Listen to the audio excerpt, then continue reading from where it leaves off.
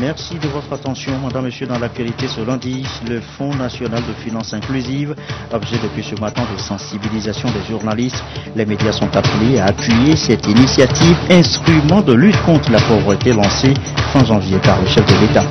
Éducation, c'est la rentrée ce lundi pour les élèves professeurs de l'ENI. Ils sont 101 lancés pour un cursus de 2 ans. À terme, ils viendront étoffer les effectifs des professeurs des collèges et lycées du Togo. En France, violence inouïe au Nigeria, un double attentat dans une guerre proche d'Abuja endeuille le pays. On compte 61 morts et 124 blessés. Un attentat qui n'a pas été revendiqué, mais les regards sont tournés vers la secte islamiste Boko Haram. Voilà, madame, monsieur, le sommaire, bienvenue. Voici le jour. Bonsoir, excellent début de semaine à tous. Nous commençons d'abord par cette audience à la primature. Le chef du gouvernement a reçu ce matin l'ambassadeur de l'Inde au Togo. C'est une visite de courtoisie que le diplomate indien a rendue au Premier ministre. La relation bilatérale entre le Togo et l'Inde a été tout de même évoquée à l'occasion. Voici les précisions au micro de Clarisse Atikle. About the relationship, and I am based in Accra and not here, so I was telling him, as I told the Honorable President when I came for the first time in November. Avec le Premier ministre, nous avons parlé des relations bilatérales entre le Togo et l'Inde, relations qui sont au bout fixe. J'ai réitéré au Premier ministre notre volonté de travailler pour le raffermissement de nos relations bilatérales. Nos relations sont excellentes et l'Inde tient beaucoup à la coopération avec le Togo. Je serai toujours présent au Togo pour travailler pour le développement de cette relation. La coopération entre l'Inde et le Togo date de plusieurs années. Avec le Togo, nous avons des relations économiques basées sur le développement des PME, sur la formation. Nous continuons à partager notre expertise et expérience en matière de technologie avec le Togo. Nous contribuons également à la formation des ressources humaines. C'est dans ce sens que des étudiants togolais bénéficient chaque année des bourses d'études offertes par le gouvernement de l'Inde. Notre coopération avec le Togo est aussi présente dans d'autres secteurs, notamment la santé, l'éducation, et aussi l'un de nos projets phares est le projet d'électrification de l'axe Kara-Mango. C'est un projet de 18 millions de dollars et nous travaillons durement pour sa réalisation. Voilà, des propos recueillis, vous l'aurez compris, par Ramdan Bassina. La coopération évoquée ici aussi à l'occasion de la réunion de la Commission de la coopération et du développement de l'Assemblée parlementaire de la francophonie. Les industries extractives et les biocarburants constituent là la toile de fond des discussions, les précisions. On retrouve Ramdan Bassina. Cette réunion de l'Assemblée parlementaire de la francophonie s'ouvre dans un contexte de continuité et d'innovation sur les questions relatives au développement durable et au regroupement économique des pays francophones. Et parlant de l'économie justement, ces parlementaires vont plancher sur les problématiques liées aux industries extractives et aux biocarburants. Nous penchons sur les questions qui ont trait au développement et à la coopération dans le domaine économique. Ici à Niamey, nous avons à discuter de certains thèmes qui ont été retenus par nos précédentes réunions. Il s'agit principalement de l'emploi des jeunes, il s'agit des biocarburants, il s'agit de la transparence dans la gestion des ressources minières. Le président de l'Assemblée nationale togolaise, Daman Dramani, s'est réjoui du choix porté sur Lomé pour abriter ses travaux. La décision de tenir cette session à Lomé est un signe également très fort de soutien et d'encouragement à notre Assemblée qui vient d'inaugurer en octobre dernier seulement sa 5e législature. Mais je ne peux pas intervenir à cette occasion sans rendre un hommage mérité à l'OIF et à son secrétaire général, son Excellence M. Abdou, pour son implication personnelle dans le renforcement de la démocratie et de la bonne gouvernance dans les pays membres, aussi bien sur le plan institutionnel que sur le plan du contrôle démocratique à travers l'observation des élections. Je salue cette action et j'exhorte l'OIF à la poursuivre. aussi votre thème central. Je salue sa pertinence. L'Assemblée parlementaire de la francophonie est un organe consultatif qui planche sur les sujets d'intérêt commun aux pays francophones, tels la transparence, la démocratie, les droits de l'homme. Les initiatives prises dans ce regroupement visent à promouvoir le développement dans les pays concernés. Et notez par ailleurs, en rapport toujours avec l'Assemblée nationale, que les députés togolais se réunissent demain mardi pour la 3e séance plénière de la première session ordinaire de l'année. Ce sera Palais des Congrès, siège de l'Assemblée nationale. C'est ce qu'indique ce communiqué du président de l'Assemblée nationale. Nous l'annoncions en titre tout à l'heure, rôle des journalistes et stratégie de mobilisation des médias en appui au Fonds national de finances inclusives. Le thème fait l'objet depuis ce matin d'une formation pour journalistes à Lomé. Il est concrètement question de les sensibiliser sur les avantages de ce fonds, lancé, rappelez-vous, le 27 janvier dernier par le chef de l'État afin de permettre aux populations d'avoir accès au financement de base. Reportage, Carmen Madjiakapo. En Afrique, la plupart des populations, surtout les plus pauvres, n'ont pas encore accès à des services financiers pérennes et viables. Il faut donc trouver des moyens pour éliminer ces contraintes qui excluent les plus démunis. Pour ce faire, un Fonds national de la finance inclusive a été créé le 25 janvier dernier au Togo. Ici, des journalistes venus des 4 coins du pays se forment sur les réels contours de ce fonds pour ainsi communiquer et informer davantage sur son mécanisme de fonctionnement. C'est important de former la presse sur le mode opératoire du premier produit qui sera mis en marché. C'est également important de donner à la presse l'information sur l'état de la microfinance au Togo. Il sera également question d'entretenir les médias sur la déontologie du métier et un certain nombre d'exercices pratiques pour renforcer leurs capacités. La mise en œuvre d'un Fonds national de la finance inclusive au Togo est née de la volonté du gouvernement de favoriser l'accès d'au moins 2 millions de Togolais à des services financiers de base. Le fonds ne pourra atteindre ses véritables objectifs que lorsque ceux à qui il est destiné, c'est-à-dire les populations à la base, comprennent le bon message sur son mode opératoire. Et ce message, chers journalistes, c'est vous qui savez mieux le rendre aux populations de vos localités respectives à travers vos émissions, vos débats, vos articles. Votre rôle dans le cycle de communication du fonds est plus indispensable car vous jouez un rôle d'éclaireur et d'éveil de nos populations. Pour cette année 2014, le Fonds national de la finance inclusive s'est fixé comme objectif de toucher 300 000 personnes avec le concours des prestataires de services financiers qui restent les intermédiaires directs du fonds. L'implication des médias dans le processus permettra à la chaîne des acteurs de mieux se partager les informations susceptibles de faciliter l'atteinte des objectifs poursuivis.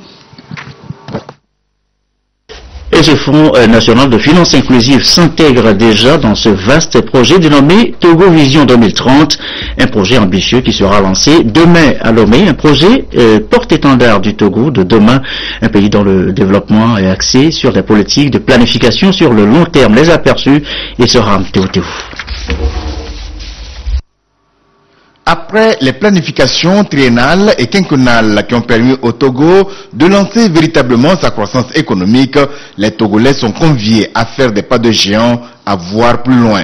En clair, à planifier sur un long terme le développement du Togo. Togo Vision 2030, dont le processus d'élaboration sera lancé demain mardi, se veut une feuille de route à établir avec l'assentiment de tous les acteurs socio-économiques et politiques du pays. Feuille de route à travers laquelle on pourra voir l'Eldorado que sera le Togo et comment le réaliser. L'objectif du séminaire, donc mobiliser les populations, les informer autour de cette question cruciale pour l'avenir de notre pays et définir ensemble une feuille de route afin que dans les mois à venir nous puissions revenir vers vous avec le document de vision Togo 2030. L'exercice, selon le ministre en charge de la prospection et de l'évaluation des politiques publiques, n'a de sens que s'il est inclusif et participatif, ce qui permettra d'établir une convergence de vues entre les Togolais de l'intérieur et de la diaspora, les vieux et les jeunes, les hommes et les femmes, la majorité et l'opposition.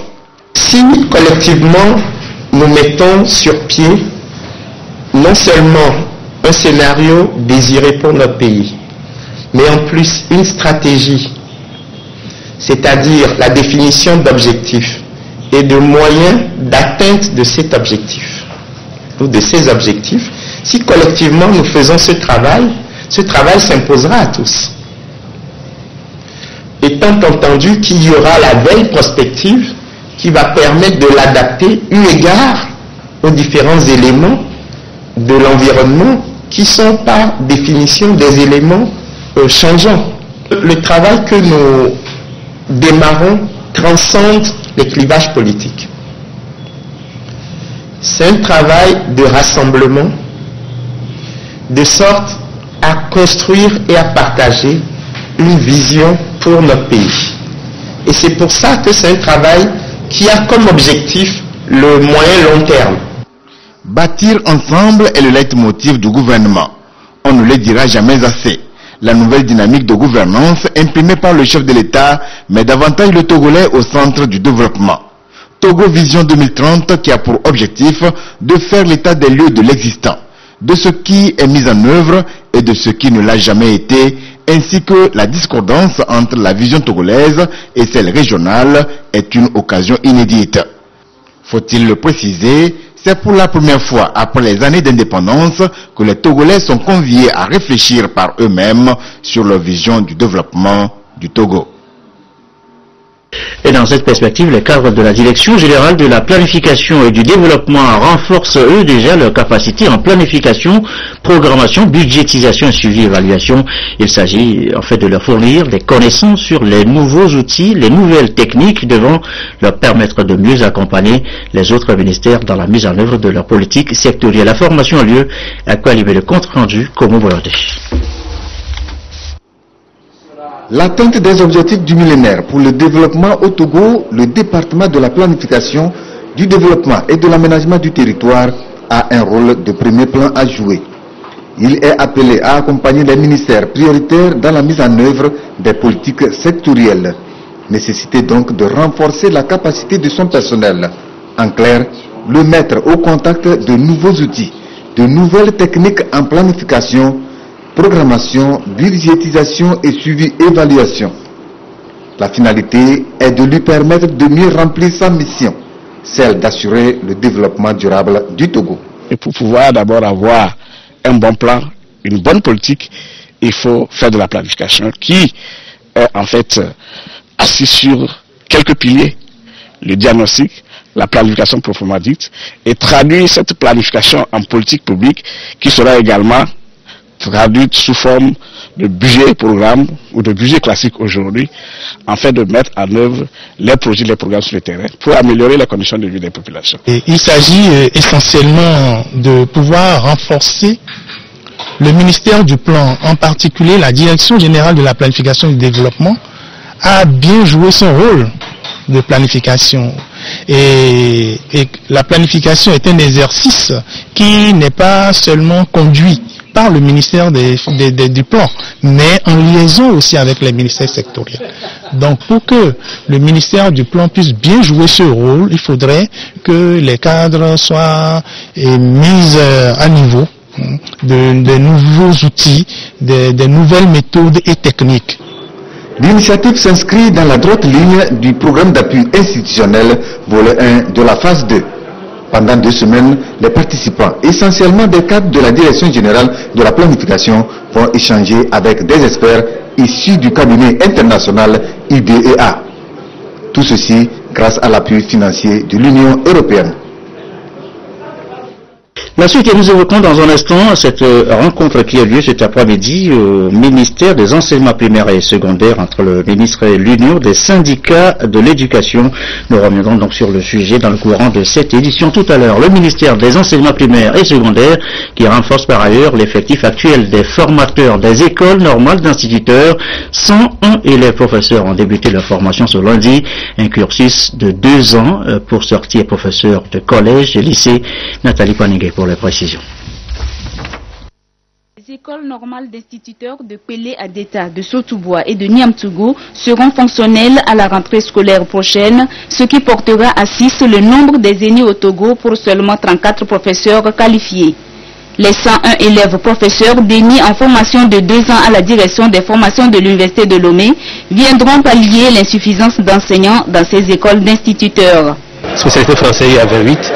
Il y aura 25 en histoire et géographie, 20 en mathématiques, et 24 en sciences et technologies et 4 en psychopédagogie. Et donc, nous disons que ceux qui sont là sont recrutés parmi les professeurs de collège ou de lycée. Donc, ils étaient des professeurs disciplinaires. Aujourd'hui, il est question de transformer un peu cette formation-là, de leur donner une autre qualification où il y aura la polyvalence. Ces élèves professeurs seront formés aux pratiques de la pédagogie active par le Centre international de la pédagogie active CIPAC. Ils seront également initiés à l'utilisation du tableau numérique interactif pour leur faciliter la préparation des cours. Par exemple, dans la classe, d'abord avant la classe, l'enseignant utilise l'outil Sankoré pour préparer son cours. Il y a tellement de ressources numériques libres qui sont libres d'accès que l'enseignant peut utiliser pour préparer son cours en amont. Maintenant, quand il vient en classe, comme je l'ai montré tout à l'heure, le tableau là est interactif et il peut déjà montrer son cours, prendre une activité, le mettre sur le tableau, envoyer l'élève et l'élève va opérer sur l'activité. Vous voyez que ça donne quand même une motivation aussi bien aux enseignants qu'aux élèves. Un professeur d'école normale d'instituteurs est un cadre du système éducatif togolais spécialisé dans la formation des enseignants du préscolaire et du primaire. C'est en ces termes que le ministre Maganawe les a invités à plus d'assiduité. On ne peut pas être formateur des formateurs si on n'ancre pas en soi les valeurs citoyennes. Valeurs citoyennes qui vont conditionner votre attitude professionnelle au niveau du travail. Je les ai donc invités à eux-mêmes choisir une valeur citoyenne qui pourra les qualifier tout le long de leur carrière après leur formation. Toujours selon le ministre, le professeur Denis doit être en mesure de faire réussir le maximum d'apprenants, de motiver les élèves instituteurs au métier d'enseignant et de préparer les futurs enseignants à la gestion de la diversité des élèves, y compris les enfants porteurs de handicap. Et dans la foulée, on note aussi cette première session de formation des professeurs de français. Ils sont venus de partout, réunis à Lomé pour une formation de 3 jours. L'initiative émane du ministère de l'enseignement technique et de la formation professionnelle et de l'industrie. Robert Potagui, Isidore Koubatine. Une mauvaise interprétation des contenus harmonisés impacte négativement sur l'enseignement de la langue française dans les établissements techniques. À cela s'ajoutent des critères et des indicateurs de performance à définir lors des évaluations nationales. Pour corriger ces lacunes, les professeurs de français de l'enseignement technique mettent à profit leur congé de Pâques pour s'imprégner des nouvelles harmonisations des contenus de la langue de Molière. C'est qu'au départ, la correction était classique. Il n'y avait pas de critères, il n'y avait pas d'indicateurs de performance à partir desquels on peut dire que tel candidat a un devoir acceptable. Cela dépendait du correcteur lui-même. Depuis un certain temps, nous nous sommes dit qu'il faut élaborer des normes à partir desquelles nous pouvons attribuer des notes aux candidats. Les enseignants correcteurs n'étant pas formés, ils n'arrivent pas à appliquer convenablement ces critères et indicateurs. Voilà pourquoi nous avons senti la nécessité de les regrouper pour leur donner cette formation-là avant d'aborder donc la correction des examens de 2014. Cette rencontre nationale entre les enseignants du technique public et privé aura pour mérite de revisiter l'éthique et la déontologie du métier. Nous avions pensé faire une communication autour de ces thèmes pour amener les enseignants à maîtriser l'éthique et la déontologie liées à leur métier. Parce que ces derniers temps, on a constaté des problèmes ça et là, des enseignants, des revendications. Nous nous sommes dit qu'il faudrait qu'ils aient une notion de l'éthique et de la déontologie liée à leur profession afin de comprendre leurs responsabilités qu'ils ont à jouer face aux apprenants qu'ils ont. Les mêmes sessions de renforcement de capacité démarrent le jeudi prochain pour le compte des professeurs de français des régions centrales de la Kara et des Savanes. L'actualité, c'est aussi le concours d'entrée en master professionnel à IRES-RDEC, ex-CRAC. Ils sont 17 candidats là à essayer depuis ce matin de composter leur billet d'entrée à l'Institut régional d'enseignement supérieur et de recherche en développement culturel. Un concours lancé ce matin par la ministre en charge de la culture, Firmé Adjinari. Ils sont 17 candidats pour le concours d'entrée en master professionnel de l'Institut régional d'enseignement supérieur et de recherche en développement culturel, IRES-RDEC ex-CRAC. 2 épreuves écrites sont soumises aux candidats, l'industrie culturelle et les organismes naturels. C'est une initiative intergouvernementale des pays de la sous-région ouest-africaine qui s'engage ainsi à former des cadres supérieurs et agents de développement culturel. La finalité est donc de disposer des médiateurs culturels pour la mise en œuvre des programmes de développement économique et social dans les pays respectifs. Le concours a lieu simultanément dans 5 pays. Cette année, il y a 5 pays qui sont utilisateurs donc, de l'Institut. Donc, il y a le Sénégal, la Côte d'Ivoire, le Niger, le Bénin et le Togo. Au niveau de l'Afrique de l'Ouest, c'est le seul institut qui offre une formation en développement culturel. Et nous appliquons effectivement pour que le concours se passe dans les meilleures conditions et pour que les enseignements que IRES-RDEC donne soient aussi de très bon niveau. Nous avons besoin qu'il y ait des promoteurs culturels. Nous avons besoin de développer les métiers de la culture. Il y a beaucoup de métiers de la culture qui sont ignorés.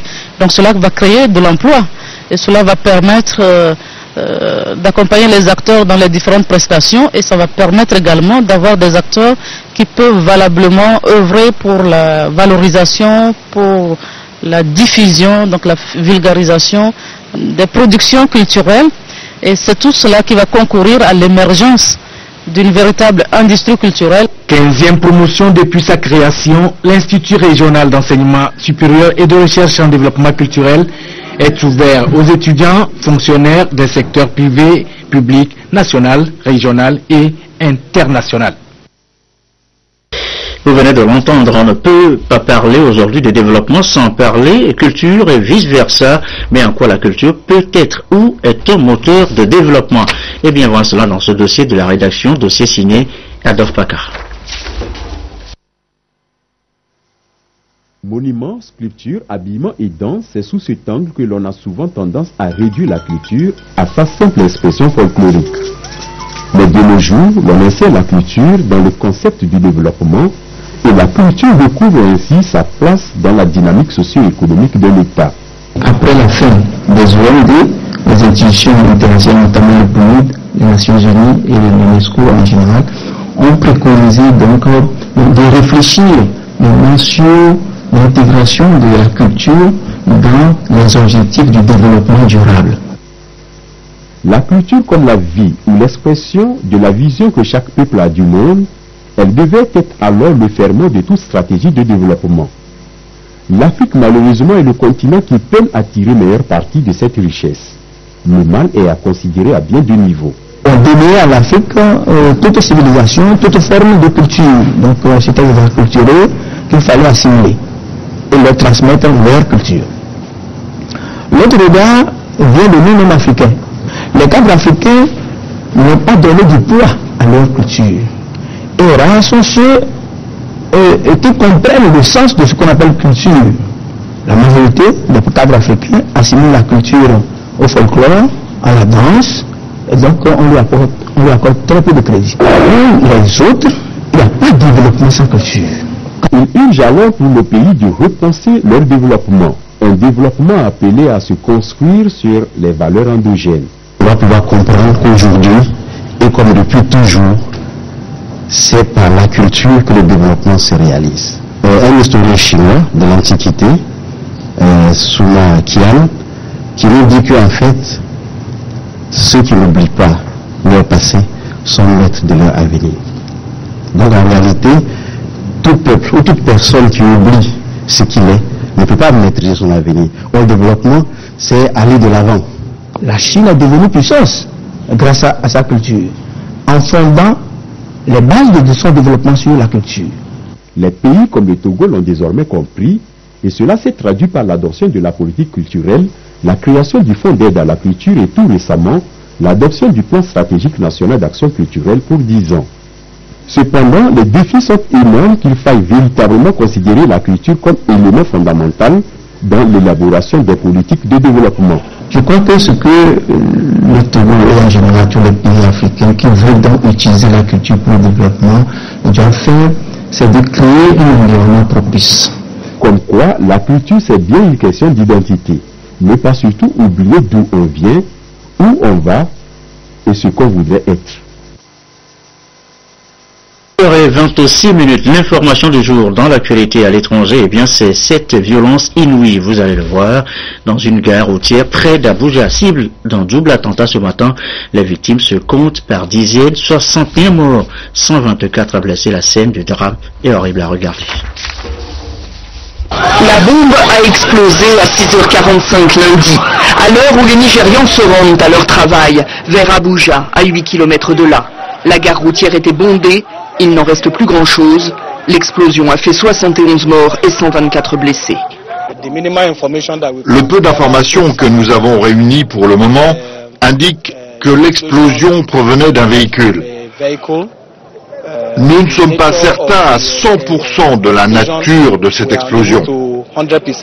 Mais elle venait d'un véhicule et elle a touché énormément de gens.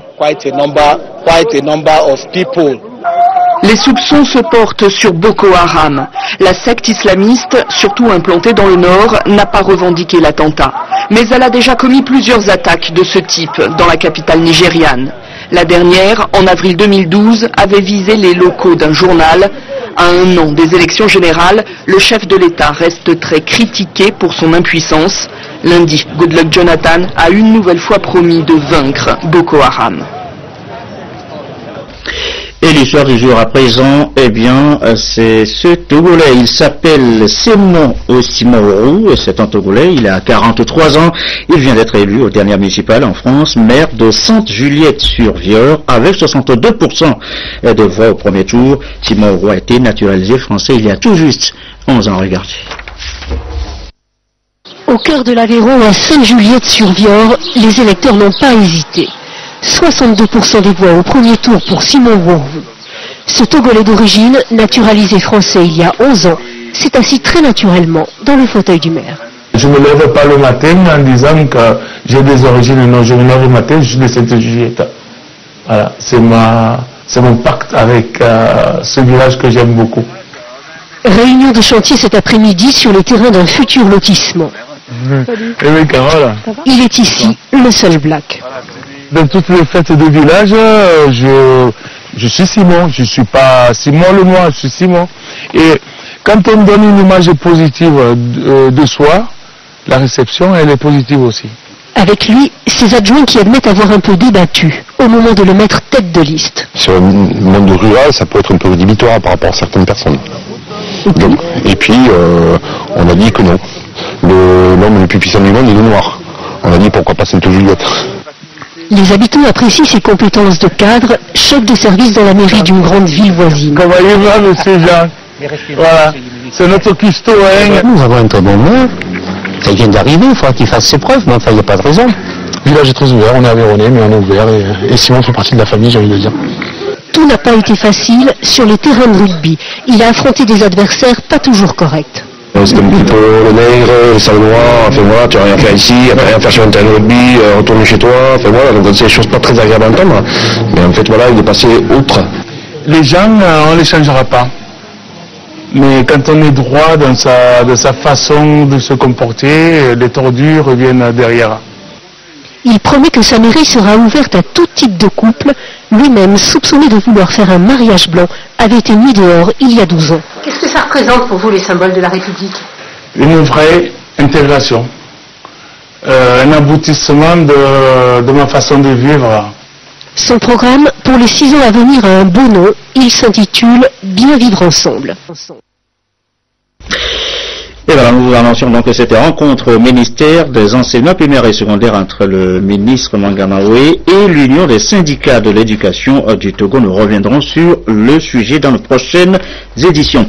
Ce communiqué, avant de refermer cette édition, dans le cadre de l'aménagement du centre d'enfouissement technique des ordures ménagères à Atiglimé-Bleta, Adeti puis Bleta dans le canton d'Akepe, le président de la délégation spéciale de la ville de Lomé invite les propriétaires terriens et les collectivités à prendre en tâche avec le secrétariat du comité interministériel d'indemnisation si au CASEF 4e étage porte 487 muni des exemplaires des pièces justificatives de droit de propriété.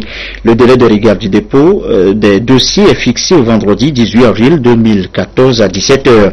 Le président de la délégation spéciale de la ville de Lomé compte sur la compréhension et la diligence des propriétaires terriens de ces localités.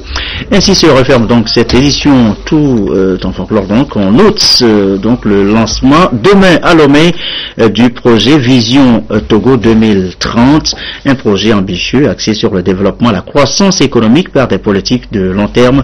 Rendez-vous donc demain pour le lancement. Nos programmes juste après, ce sera donc la météo avec Cléo Sabine Poco pour les prévisions, le magazine sport avec le service sport tout à l'heure, nos dernières infos, Isidore Koubatine, mais vous suivrez d'abord la revue des valeurs démocratiques avec Joseph Amégan, le thème débattu aujourd'hui, avoir foi en son pays. Merci à vous qui nous suivez ce soir à Rome, en Italie, sur la télévision togolaise et comme d'habitude, toujours fidèlement. Excellente fin de soirée chez vous.